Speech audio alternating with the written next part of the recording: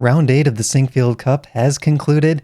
Hold on to your butts. We have 3 decisive games out of 4. Let me know if you know which movie that reference is from. All right, jumping into game number 1 of the day. Alireza with the white pieces, Wesley So with the black pieces. And what do we see here? Double king pawn heading into a Joko piano. Pawn to c3. And these tend to be very slow lines, and if you've watched some of the other recaps we've done, you know that d4 is the big plan for white. And sometimes black will even try to play d5 themselves to get extra space in the center. So this is all pretty standard. Pawn to b3 was the first move that I didn't recognize. This just feels a little bit strange in this structure, but we are still following 9 games, and the engine's not complaining. Rook to e8. Bishop to b2. So white solves the problem of how to develop that last minor piece. Sometimes in the Joko piano, it's difficult to figure out where do you put that c1 bishop. But it looks like white's plan is to play d4, opening up that bishop on the diagonal. Now we see d5 by Wesley So. Wesley has all of his pieces developed. He's now ready to break in the center. Bishop to b5, pinning the knight. This weakens the pawn on e5, and we see the f3 knight attacking it. D takes E, D takes E. And if you look at this move, the engine complains. It says minus 0.7 all of a sudden. And the reason why is because this knight on f6 can go to h5 and then into f4. So what white should play is knight takes e4, forking knight and bishop. That forces black to swap off the knights. And now there's no issue with that knight coming into f4. So in the game line, D takes E was played, and immediately Wesley plays knight to h5, highlighting the fact that this f4 square is open.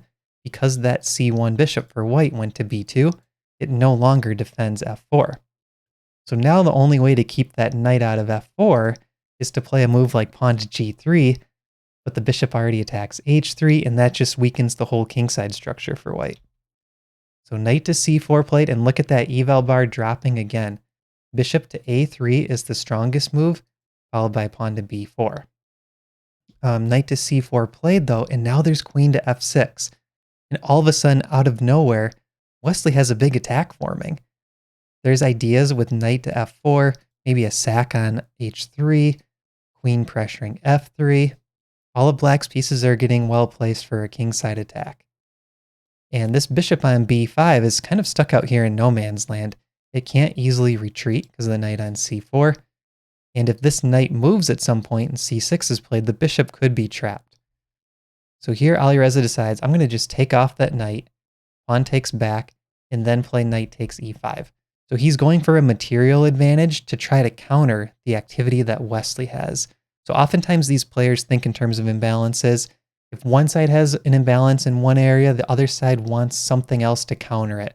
Not a lot of players are good at just sitting back and holding slightly worse positions.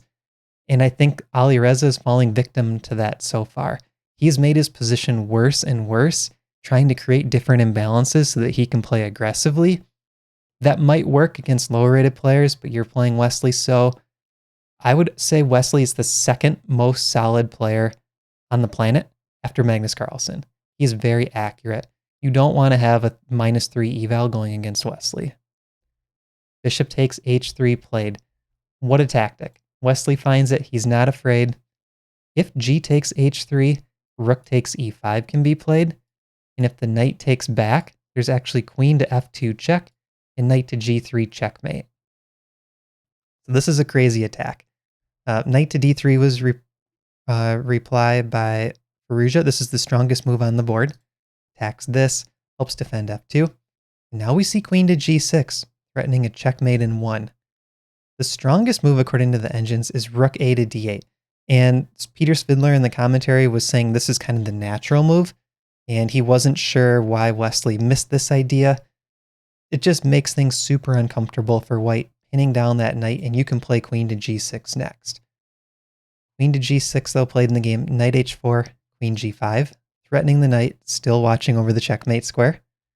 Knight takes c5, queen takes h4, and now you see this bishop is hanging, so currently the material is even, and Alireza goes for it. This is tied for the best move on the board. But now we see queen g5 check, And after the queen blocks, Wesley picks up this knight on c5. So material is still balanced, but check out the king safety. The black king is perfectly safe here, and the white king is exposed. And I'm looking at rook lifts already. Like, could this rook come up and over to the g file? This rook also has the b file to play on. And the b2 bishop is really waiting to get into the game. White wants to play c4 at some point. And there you go. Very next move, Alireza plays c4, eyeing this checkmate threat, which is currently defended by the knight on h5. Rook a to b8, attacking this weakness. Pawn to e5. I'm not so sure about this move, but the interesting thing is, if you look at the eval bar, it looks like Wesley just blew his attack.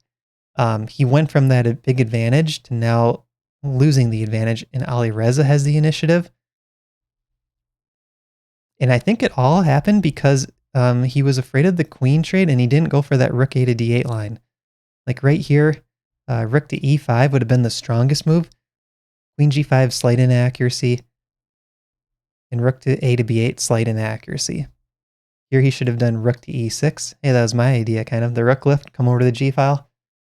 Instead, rook a to b8, and now e5 by Alireza. Alireza has the advantage here. That knight is not protected anymore. g6 played, and boom, look at the eval bar. 33 minutes for Wesley to 16 for Firouzja, and this move took about 4 minutes. 4.5 minutes, maybe. Huge blunder. And how do you punish it? Bishop to a3, which was spotted by Firouzja. This queen doesn't have very many squares. She has to retreat. Queen back to b6. Now we see pawn to e6. Accurate play by Alireza with not a ton of time on the clock. Threatening, taking on f7, which really opens up the king. That's the last pawn on the 7th rank for black. c5, trying to block out this bishop. He takes f check, king takes. Queen d7, there's no rook block because both queen and rook are attacking that square. King has to retreat. Queen steps back, cutting this off, but more importantly, threatening bishop takes pawn, which forks the queen and king, and there's no good way to defend that pawn. King g7 takes, and now we see the combo of the queen on the light diagonal and the bishop on the dark diagonal is just too lethal. And here it's coming down to tactics.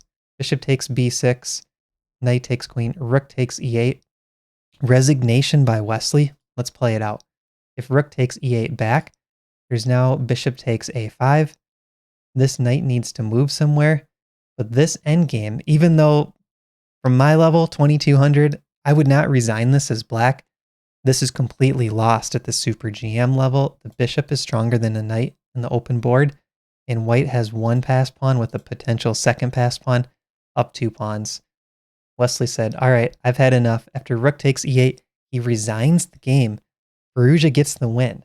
Let's look at this chart. We'll do a quick refresh and see if it loads. Wesley had a big advantage here, right in the middle of the game, right around -3.5. Firouzja completely turns it around, goes on to get the victory. Very impressive play by the youngster Alireza Firouzja.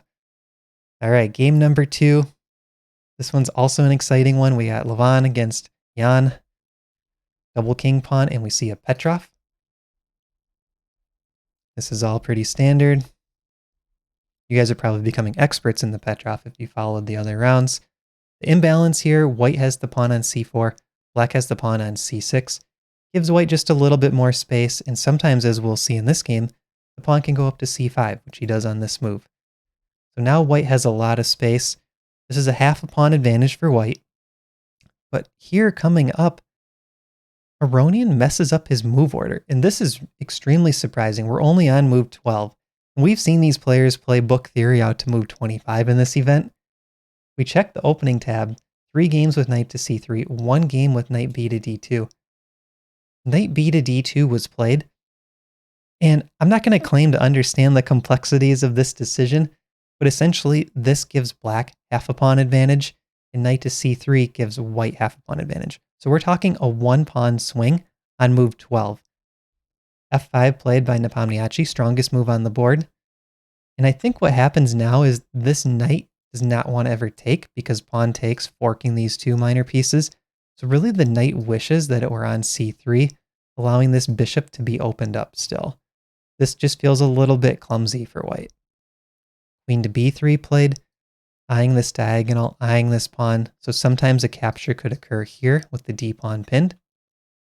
Rook to f7, very smooth move. There's no queen takes b7 because bishop takes h2 check wins the queen. So this blocks the diagonal and guards the b7 pawn with tactics. Bishop back to c2. The idea here is probably the queen has the option of swinging across the board. h6, knight f1, a5. This is kind of a cool move. At first I didn't understand it, but I think the idea is black would like to play this knight out to a6, but you want to have extra space available on the queen side. So this pawn anchors the knight on b4 someday, and it kind of stops white from just pushing these pawns up the board and getting this queen side advantage in terms of space. So very nice positional move, a5. And after a4, now we see this square as a whole. No pawns are available to attack it from white. Knight a6, and that knight will safely head to b4. It's a knight outpost. Bishop d2, watching over this square. Bishop to h5, attacks the knight, which is currently still defended. Queen f6. And look at how both players just keep improving their pieces one after the other. But you can start to feel Nepomniachtchi has some play coming over here on the king side. Knight to g3. This is offering up some trade options. Knight takes g3 could be considered. Bishop takes f3. Bishop takes g3. Jan finds the strongest move. Bishop takes f3. After queen takes f3, bishop takes, pawn takes. Now we got this really interesting imbalance. 2 knights against 2 bishops. But look at how closed the pawn structure is. These pawns are closed. They're locked up with these pawns. This pawn is locked up with this pawn, right? So we have 3 sets of pawns locked up. That favors the knights. Also, we see black has an extra piece ready to attack, the rook on f7, and this pawn on g3 could become a target. You know, if f4 is ever played at some point, black is ready to open up white's king side. And it's a little bit more difficult for white to coordinate these pieces. So Engine's saying already minus 2.75 advantage. So Jan grabs this pawn on d4, which was loose. Aronian takes back on a5. Queen takes b2. So at this point, Jan is up 1 pawn. And where is white's counterplay coming from? No pawns are currently hanging. So he goes rook to e2, plays this calm move. Now there's knight a takes c5. Black is up 2 pawns. So this whole exchange happened after 19, knight to g3, right here. Maybe it would have been better to play a move like rook to c1, but the problem is this d-pawn is already under fire. Like bishop takes knight, queen takes d4 ideas. So white was under a lot of pressure there, ended up collapsing. Getting to this position, Jan is up 2 pawns. Bishop to e1, not a move you ever like to play. So now this pawn is defended by the bishop at least, cutting across, but rook comes behind the pass pawn, and black has 2 pass pawns here. Doubling on the d-file.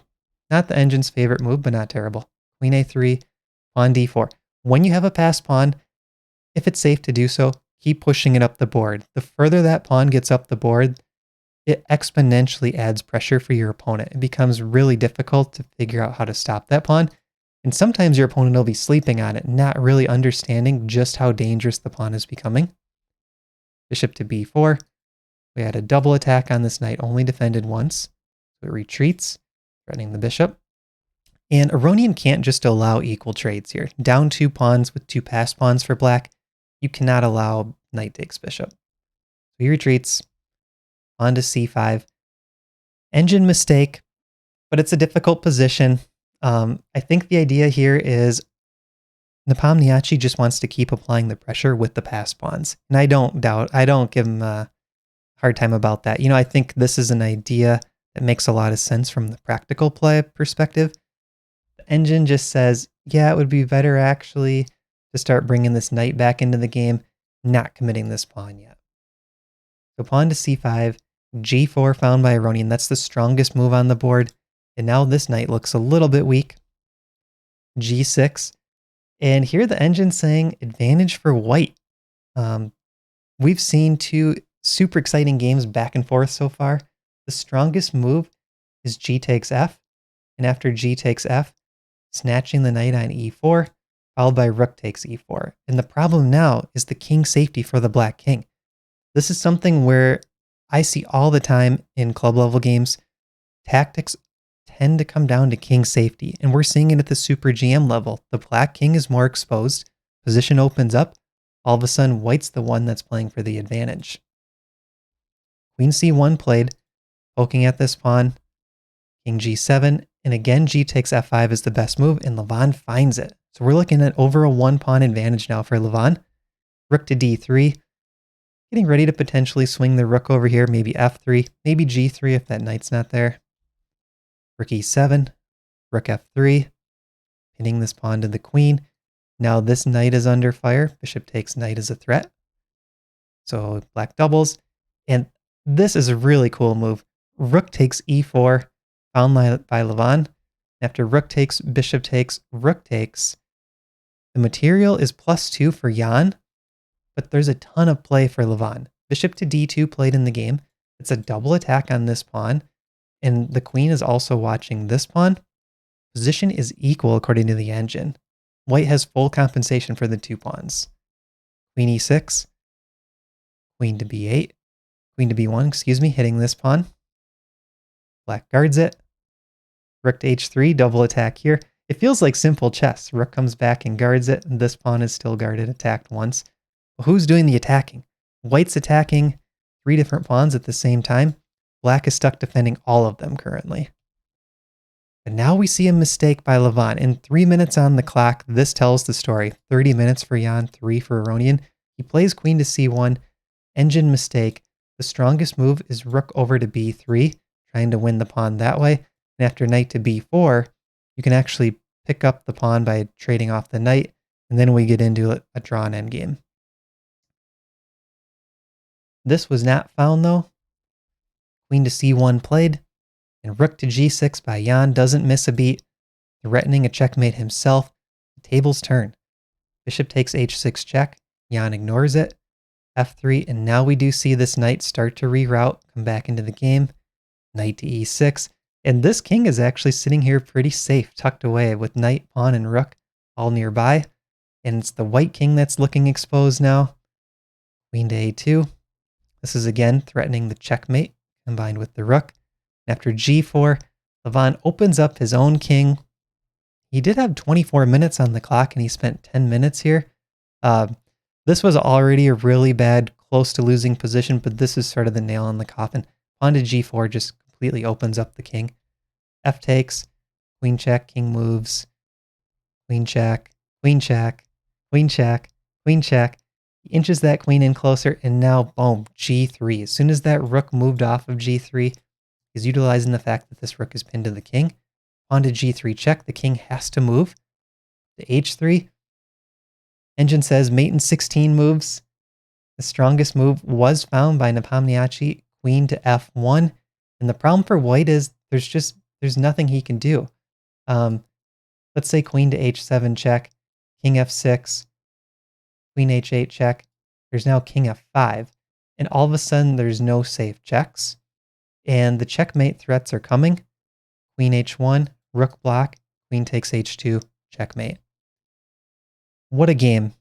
Nepomniachtchi, super impressive play. Let's look at the chart. We had Jan winning in the middle game. Levon coming back a little bit, getting the advantage, going back to equal, and then Jan going on to win. This was just incredible chess by both players. Jan is looking super strong, though. I think World Championship, I might have him as the favorite right now against Ding Liren. I think he's pretty clearly establishing himself as the second strongest player in the world, only behind Magnus. All right, game number 3. Hans Niemann with the white pieces, Fabiano with the black pieces. We see an English by Hans with knight to c3. And these structures are very complex. It's kind of like a reverse Sicilian because we have the E pawn up and the C pawn up. After d4, bishop back, knight back, white has this space advantage, but black has very active play. We see that bishop on a nice long diagonal, solid pawns in the center, a5 slowing down this b4 idea. b4 played, knight f6, Both sides are getting their development finished. Takes, takes. And now we see this bishop has full access to the diagonal. H3. This is just a strategic move, kind of watching for bishop to G4. Castle. And sometimes that bishop is lacking a good square. So here we see it just tucks away very passively to D7. There was no other good squares for the bishop. So that's kind of the downside for black here. That bishop on D7 is a bit weak. White does still have more space in the center and some pressure down the half-open D file against this pawn on D6. So looking good for Hans so far. Both players have used about 25 minutes off their initial clock of an hour 30. So all good for Hans. No time pressure. Solid position. Here the engine says rook to E1, rook to C1 is probably the strongest.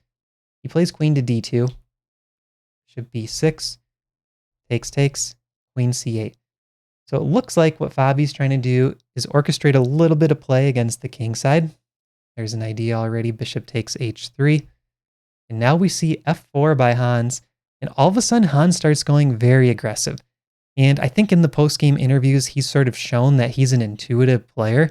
And I think he's an aggressive player. He likes exchange sacrifices, kingside attacks. He starts to feel black's attack coming on the king side. And look what he does. F4, tucks his king on H2.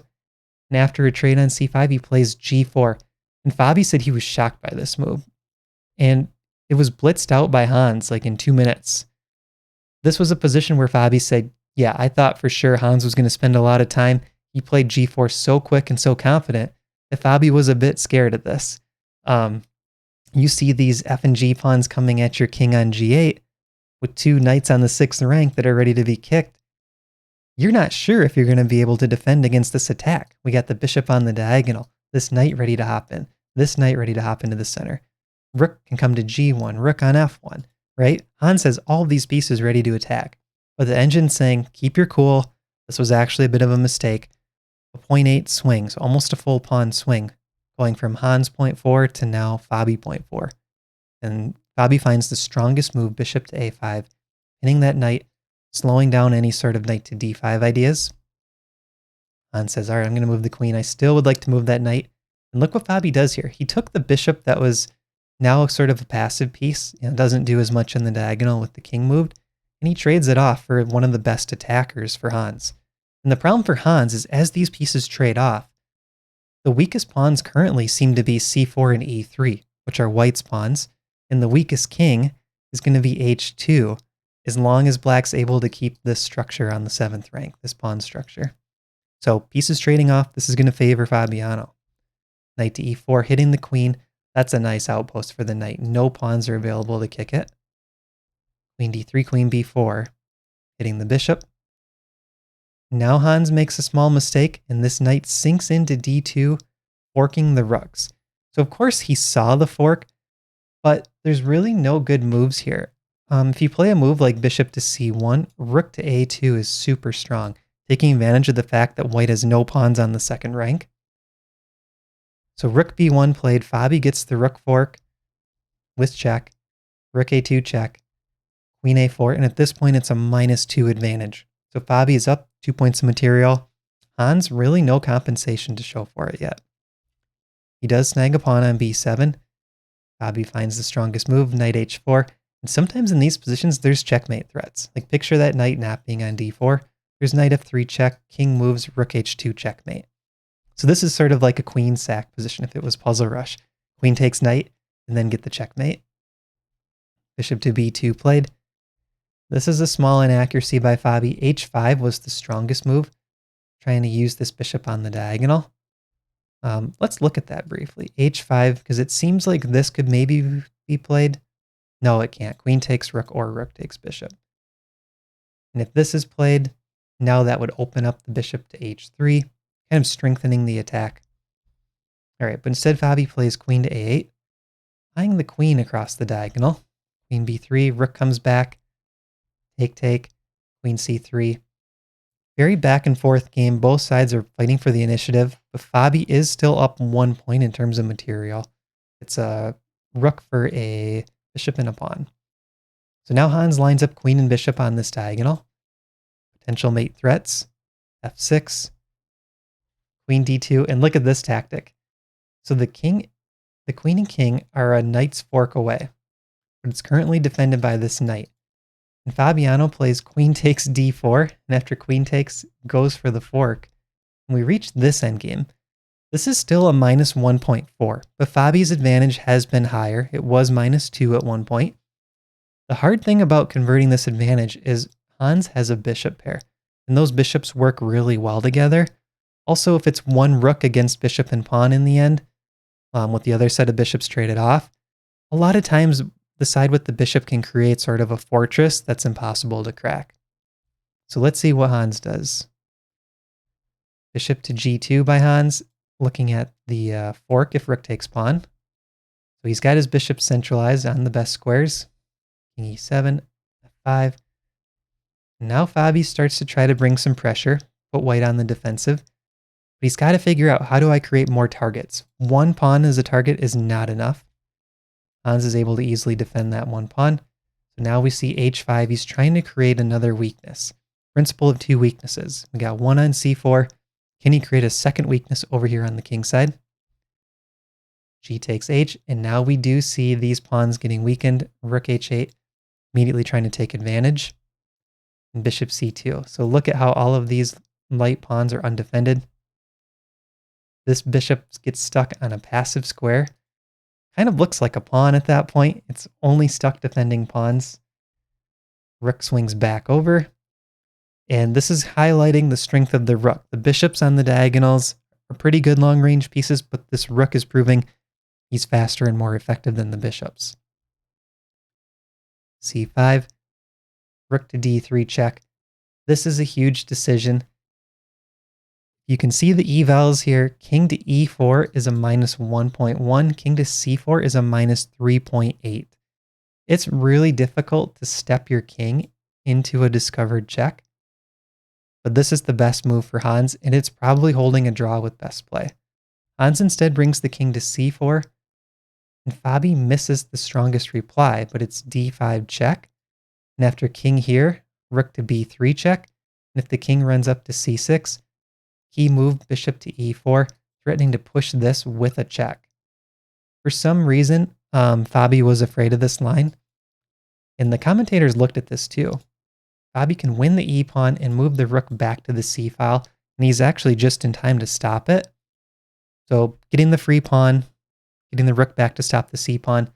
But there must have been something there that either Fabi didn't like, or he just didn't feel that he was calculating it clearly, because instead he plays d takes c5, eliminating the last queenside pawns, and this puts the game right into draw territory. With best play, this is headed towards a draw. King f7, bishop to d4. Small mistake by Hans. This bishop does a nice job actually controlling a3, and his best move is bishop to f3, bringing it back to the d5 square, getting this bishop more active. So rook a3 played, bishop comes back, bishop e4, and Hans is making some inaccurate moves here. Fabiano is probably feeling that he's starting to gain that advantage back. Bishop c2. Now the rook is ready to swing back behind. Probably f1, double attack this pawn. There it is. Bishop e2, and now rook takes f5, and we start to see pawn weaknesses hurt Hans in the end. Black is able to start trying to pick up those pawns. And coming up here, Fabiano is going to offer the bishop trade. So look at this. He's rerouting the king, coming over to h7, which will help against these pawns. h6 played, g6. And now we see kind of the final big mistake, bishop to c7. Tough position, though, for Hans. Fabiano only has a minute and a half. Hans has 30 minutes, but he puts the bishop on c7, and now there's this really strong move, rook to d5 check. And after the king moves, rook check. We get this imbalance, rook for bishop, with the white king cut off on the c-file. It cannot get over to the king side. The black king is ready to come scoop up the h-pawn. f5 played to defend this. Take, take. The problem is the rook can sack for the bishop, this pawn can run, and that king is too far away. So Fabiano pulls out the win. That's 3 decisive games in a row. Looking at the chart, A little bit choppy up and down, but Fabi really never lost control after the opening. Very impressive game by Fabiano, was able to secure the victory, and that was his last round of the event because he was supposed to play Magnus in tomorrow's round, but Magnus withdrew. All right, we got one final game. This one was crazy, and I'm going to just jump you through it after the opening. We get the Roy Lopez. This is the Morphe defense, it's called. Very imbalanced position. We have an E pawn for a D pawn. Black is expanded on the queen side. And let's jump at the chart and kind of highlight some of the key points. So right here, G6 was played by Black. This went from like a half a pawn to 1.5 pawns. The strongest move was bishop takes A2, rook takes, and parking the queen on E6. Okay, but instead he plays G6, bishop B1. And then we kind of go back into equal territory. Some trades occur. We're looking right now at a 1-pawn advantage for white. And coming up here, there's going to be a huge spike. So we get this endgame, queen, knight, and bishop each. Still 1 pawn up for white. This is the extra E pawn. And this was a mistake by Mamedyarov. He plays knight takes c5. And if we look at the analysis, it's best to play a move like queen e7. Let white take. After knight takes, pawn takes, though, this fixes white's queenside pawn structure.